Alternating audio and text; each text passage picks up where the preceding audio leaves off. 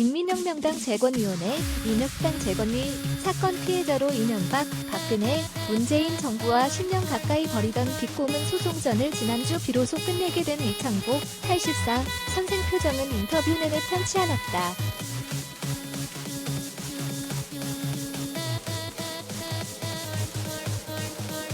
젊은 날을 앗아간 8년간의 옥살이와 고문 후유증보다 아픈 것은 그토록 믿었던 문재인 정부 시기에 평생의 억울함이 해소되지 않았다는 섭섭함이었다.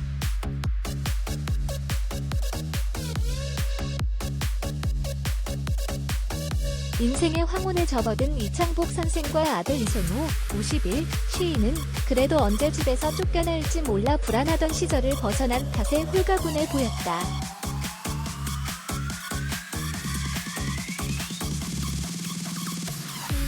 여는 보라살과로 한결에 닿는 호라살과로는 27일 서울 여의도 국회에서 열린 UN 국제고문 피해자 지원의 날 기념식에 참석한 이창복 선생 기자와 만나 이야기를 나눴다.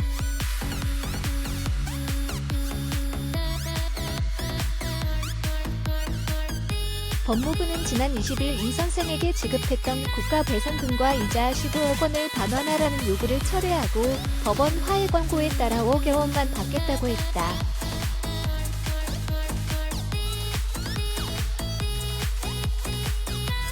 이 선생 집에 대한 강제경매 절차도 종결될 예정이다.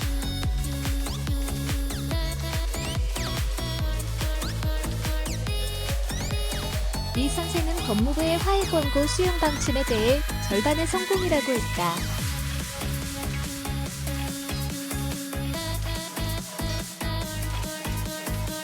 이명박, 박근혜 정부가 우리 인혁당 재건위 피해자에게 저지른 잘못이 큽니다.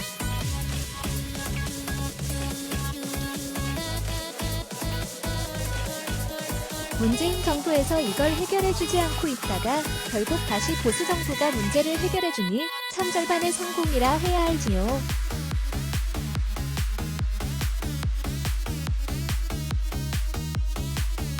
누구보다 복잡한 감정을 느끼고 있는 아버지를 바라보는 아들 이송우 시인도 같은 신경인 듯했다.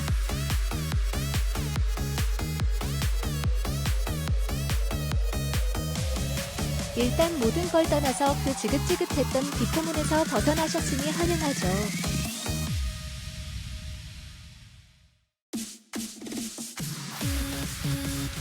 지난 5월 18일 법원 화해 권고 결정에 정부가 예일 신청을 해 아주 크게 절망했었는데요.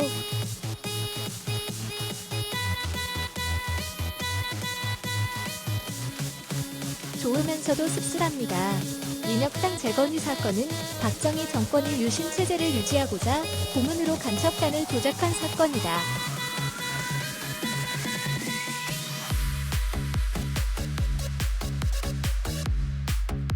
8명을 사형하고 20여 명이 투옥됐다. 1975년 4월 대법원이 8명에게 사형을 선고하고 단 18시간 만에 이를 집행한 일은 사법사상 암흑의 날로 명명됐다.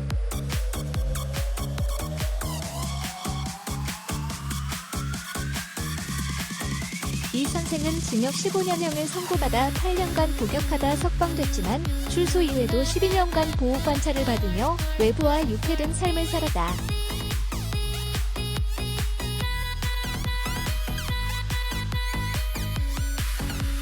그렇게 수십 년 숨죽여 지내다 김대중 정부 때인 2002년 9월 의문사진상 규명위원회가 인혁당 재건위 사건 고문 조작 사실을 발표하면서 명예회복이 시작됐다.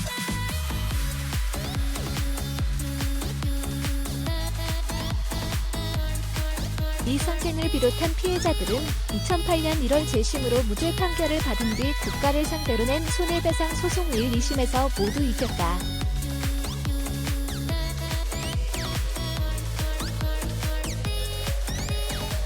이 선생은 배상금과 배상이 늦어진 데 대한 이자 가운데 일부인 10억 9천만 원을 먼저 받았다.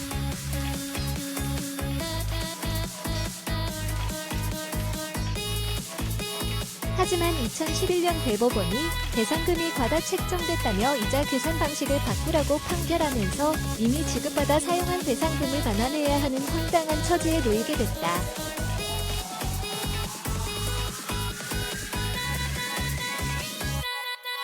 대법원 판결에 따라 정부는 2013년 이 선생 등 과거 국가폭력 피해자들을 상대로 기어이 돈을 돌려받겠다며 배상금 반환 소송에 나섰다.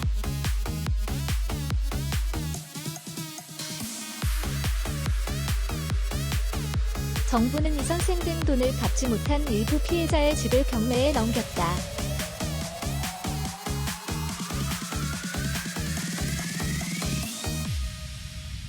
그 사이 반환해야 할 배상금 5억 원은 이자만 9억 6천만 원이 붙었다.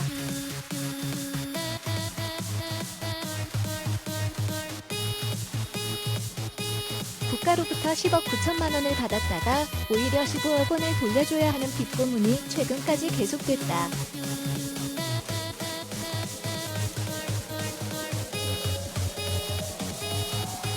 서울고법은 문재인 정부가 끝날 즈음인 지난 4월과 5월 두 차례에 걸쳐 정부와 이 선생에게 화해권 고안을 제시했다.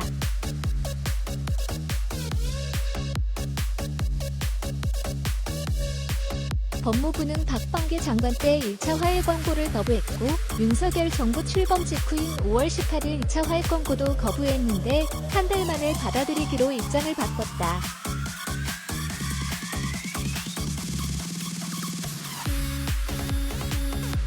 법무부는 한동훈 장관이 첫 출근날 5월 18일 화해 권고 불수용 사실을 보고받은 뒤 이 사건의 문제점을 인식하고 바로잡기도 했다.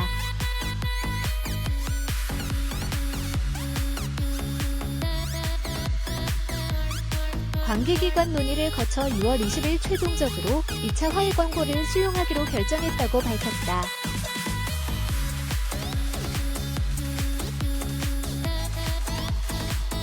연루한 아버지를 대신해 빚고문 소송 정면에 나섰던 아들은 법무부가 정부 쪽에 좀 더 유리한 2차 화해권 고안마저 거부했을 때 가장 낙담했다고 한다.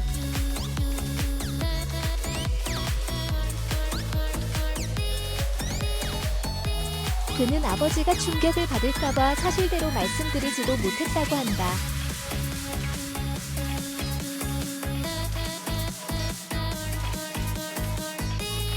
현실적으로 가능한 거의 모든 해결책을 시도해봤는데 전부 안 됐다는 절망감 때문에 정말 낙심했습니다.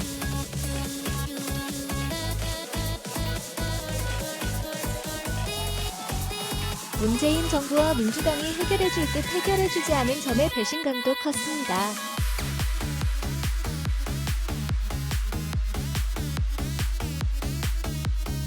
그동안 모든 노력이 한동훈 법무부 장관의 결단으로 돌아가게 돼 마음이 정말 복잡했습니다.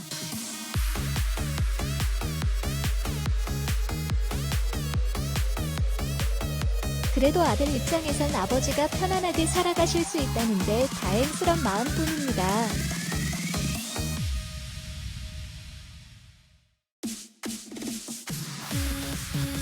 국가폭력에 평생을 시달려온 시간이 비로소 마무리되고 일주일여가 지났다.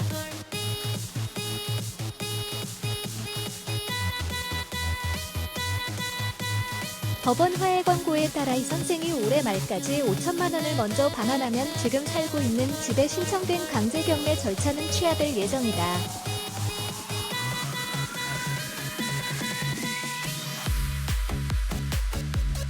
압류가 풀리면 이 선생은 집을 팔아 나머지 4억 5천만 원까지 돌려줄 계획이다.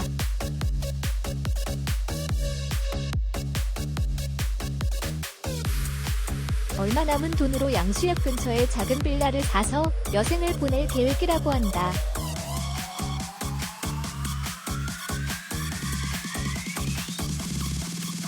이제 저는 호칭의 마지막을 맞지 않겠습니까?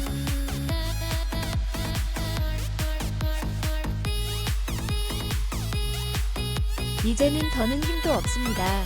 법원의 권고대로 다 끝나고 나면 다 잊어버리고 편히 갈 수 있을 것 같습니다.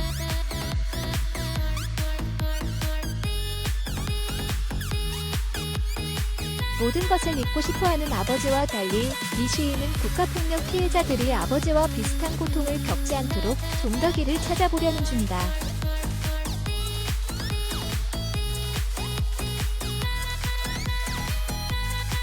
2011년 국가배상금의 발생 시점을 앞당긴 대법원 판결을 전원합의체 판결을 통해 바로잡고 다른 뒷부문을 당하는 피해자들도 구제받을 수 있도록 국가채권관리법 개정까지 나서는 일이다.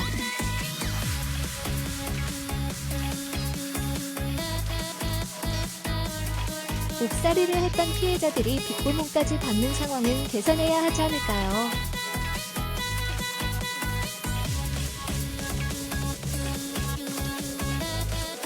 앞서 더불어민주당은 2020년 10월 정부가 과거사 피해자의 채무를 감면할 수 있도록 하는 국가채권관리법 개정안을 발의했지만 법 개정은 2년 가까이 진전이 없다.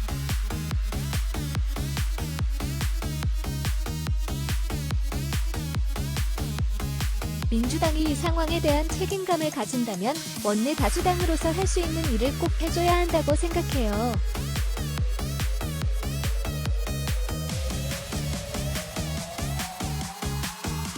이 시위는 아버지의 고통을 방치했던 문재인 정부와 민주당이 지금이라도 할 수 있는 일을 해내야 한다고 굳은 목소리로 말했다.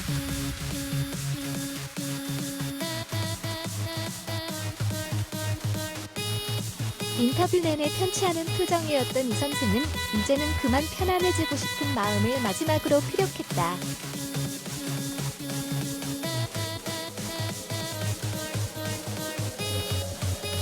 인혁당 사건을 잊지 않고 기억해주는 많은 사람들에게 감사하다는 말씀을 드리고 싶습니다.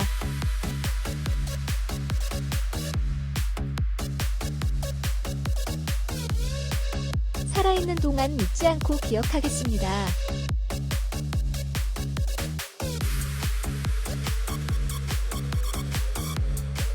저는 이제 더 드릴 말씀이 없습니다. 한겨레 최민영 기자 마이마이 애사니